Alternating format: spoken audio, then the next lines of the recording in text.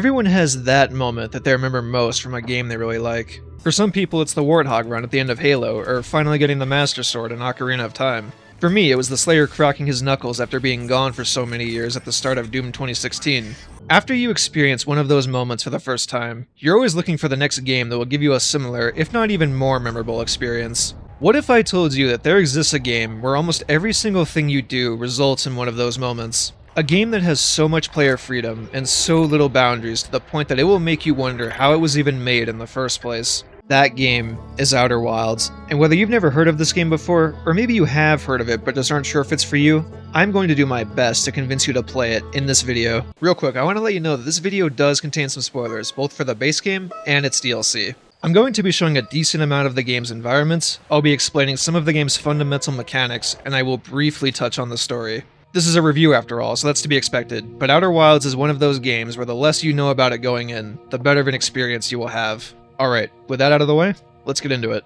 Let's get the technical stuff out of the way first, and then we'll get to the good stuff. I'm specifically reviewing the PC version, but Outer Wilds is also available on every current generation console. I tested this game on 2 different PC configurations, a desktop which specs I'll have on screen, as well as a Steam Deck. Now you probably wouldn't think that this game is super demanding just from looking at it, but given how much stuff is going on at all times, it starts to make sense. The settings menu is nothing outstanding, but it's serviceable and has a decent amount of options for making any necessary changes. No surprise to anyone, the desktop PC ran it very well. I set this at 1440p, all settings maxed out, with the frame rate well above 100, and that's the footage that you will be seeing. However, I also wanted to see how this ran on the Steam Deck, not just because it's getting to be a pretty popular device for PC games, but because it's also a very good representation of how this game runs on lower spec hardware.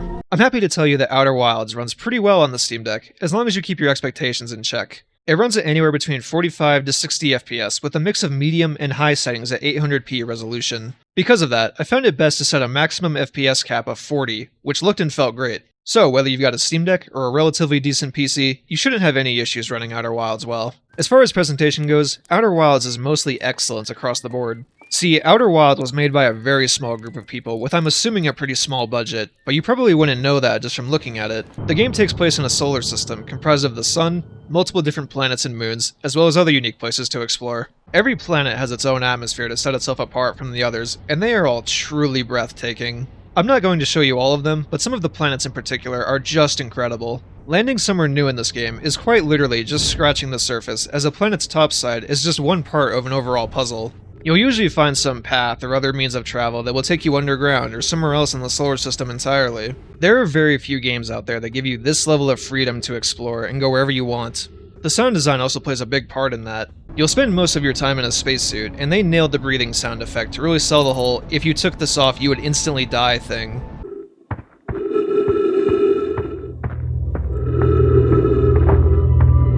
Same goes for all the environmental sounds, like puncturing your suit on something sharp or cracking your ship's glass by slamming it into a planet. Or my personal favorite, launching yourself into a planet and hearing every bone in your body instantly shatter.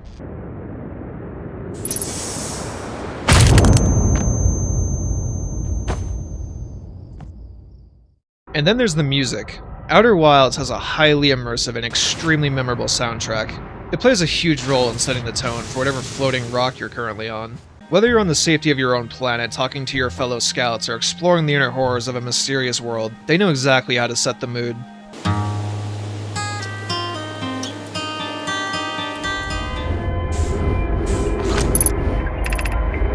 The attention to detail in this game is also something I want to highlight. It took me a while to notice this, but if you look out into the endless depths of space, you can actually see other stars out in the distance going supernova. It's just one of those things that makes you appreciate the developers for taking the time to implement, because it improves the immersion even more.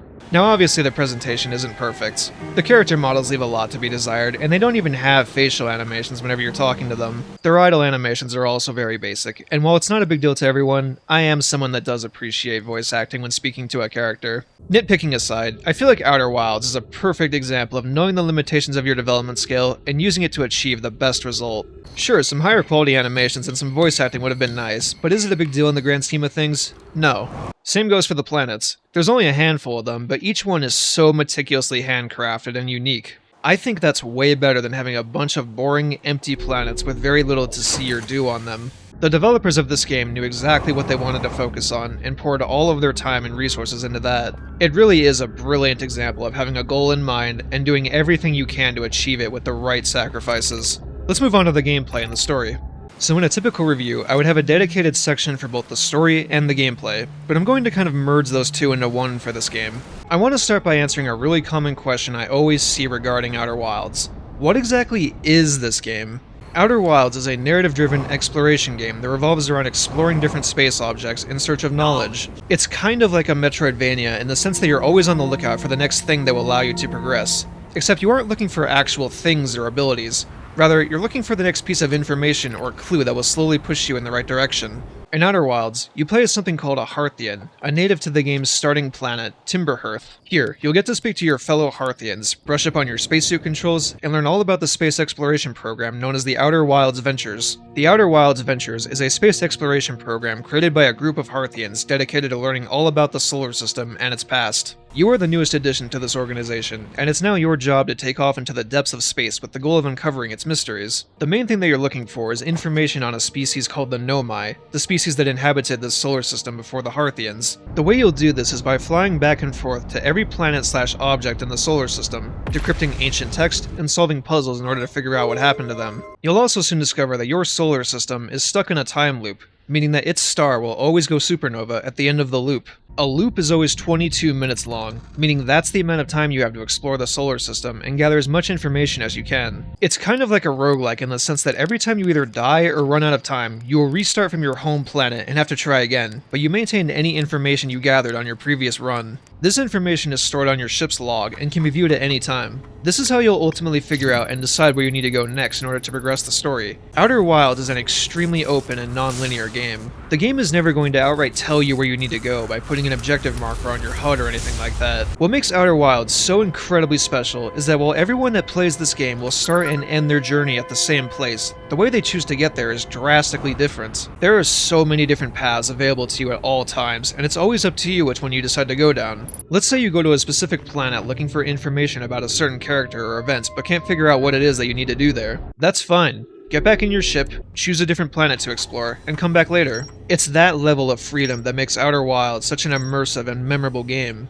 That time loop I mentioned earlier also has quite a large impact on the gameplay. You see, the world of Outer Wilds is constantly evolving and changing as the loop goes on. Some planets will be completely barren at the start of it, but come back 10 minutes later and there's suddenly tons of places on it to explore. Or other planets will look completely normal when you first arrive there, but you'll quickly notice that the planet is getting ripped apart and you need to explore much quicker. You are going to feel completely overwhelmed when you start this game, but that's the point. Outer space is a terrifying thing to explore. You should feel nervous whenever you climb back into your ship, thinking about what awful death might await you this time. But, slowly but surely, you'll start to get an understanding for how this solar system works. You'll start to piece together all of the information that you've gathered, and eventually, you'll know what to do with it. There was one moment in particular that cemented this game as a masterpiece for me, and made me want to do a video on it. After I beat this game, I wanted to test something. Now that I had the knowledge to beat Outer Wilds, I wondered, what is stopping me from just doing those things right away? So, I loaded up a new save and beat the game in like half an hour. There is literally nothing stopping you from beating this game insanely fast, so long as you have the information to do it.